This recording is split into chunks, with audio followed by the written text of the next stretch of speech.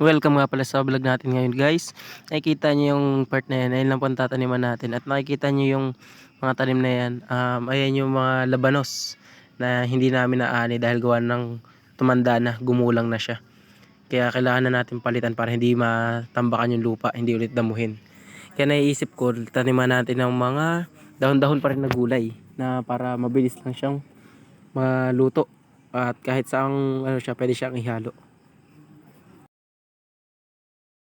At kung nakikita nyo naman dyan, tapos ko na siyang bungkalin. Nabungkal na natin siya yung mismong layout lang ng taniman natin. At nakikita nyo, may mga labanos pang naiwan. Ayan pa, malalaki yan. Kasi hindi na siya po pwedeng gulayin. Gawa ng matitigas na.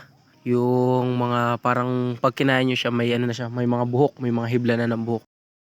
Sabay dito, kung makikita nyo, inangat ko na siya. Yung pinataas ko na yung pwesto ng mga lupa para hindi siya nakapantay lang at alam ko kung nasan, hanggang saan ko lang siya tataniman. Ayan, medyo malawak din siya.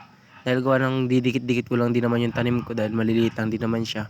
Mustasa lang naman ang itatanim ko dyan.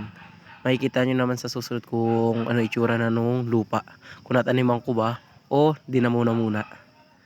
Ayan, mataas din naman siya kahit papano. Yung pag-aatambak ko ng lupa, binuhughag ko maigi yan.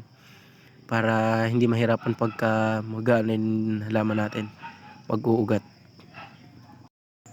At ayan na, skip na natin para makita nyo ang likuran ng ating taniman na puro nakatumbang saging. Inutusan ako ng tatay ko na bungkalin yan upang lagyan ng kamoting gapang para sa gugulayin, gawa ng sisirain niya yung mga nakalagay na kamoting gapang doon sa may kabila. Diyan niya ipapalipat. Ayan na, may mga tanim na siya at bungkal ko na rin ng medyo maganda. Hindi ko na ganong naayos yan, gawa ng kamoting gapang lang naman ang aking itatanim. Ayun lang muna ngayon at maraming salamat.